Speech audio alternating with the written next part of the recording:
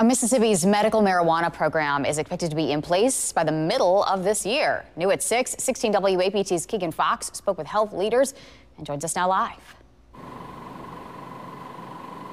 Well, Megan, voters passed the initiative in November, and now the State Department of Health is tasked with getting that program up and running. And tonight we are taking a look at what's being done to get that program put into work.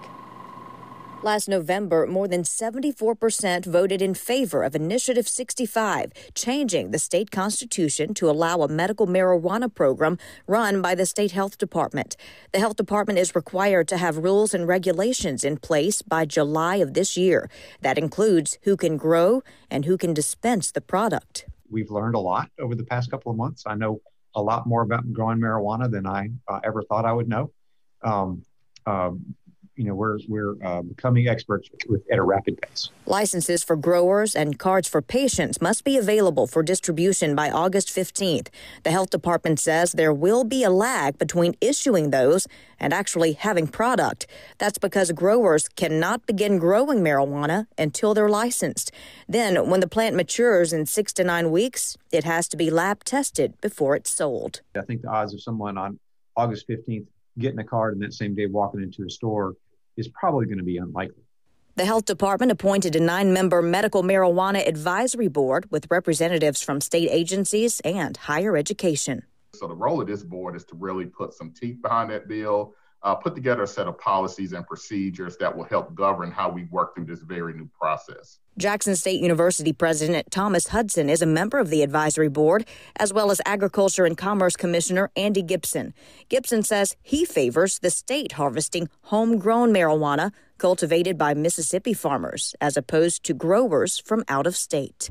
One of the things that I'm going to recommend is certainly that our farmers have the ability to participate in that, or at least our universities and colleges and land-grant universities have the ability to contract with farmers to do that. The advisory board and the health department are currently studying other states with medical marijuana programs in place to get some ideas. Where some states require very large upfront money in order to have the dispensaries or the treatment centers, and others don't require that whatsoever. So these are all things we have to consider. In Louisiana, growing is strictly limited to university property. Hudson says JSU is enthusiastic about the possibilities to be involved in the medical marijuana program.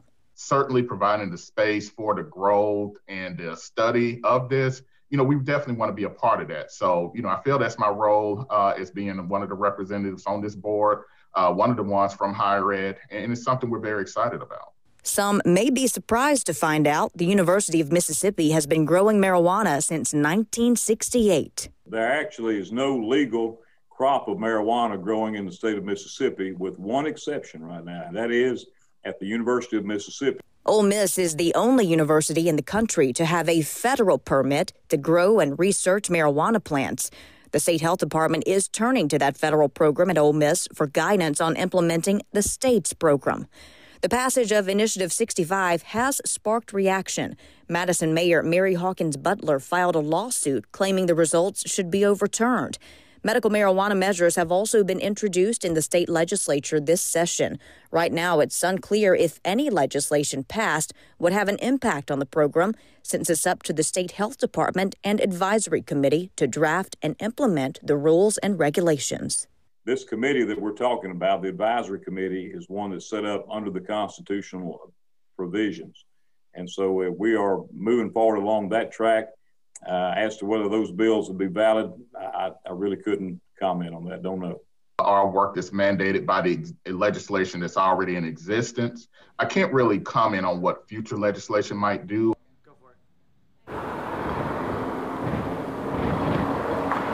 Well, the advisory board says all of those who want to be involved in the medical marijuana program should look for the rules and regulations once they're released by the state health department. That's if you want to be a grower or a vendor or a patient. A draft of those regulations are expected to be released by April 1st for public comment.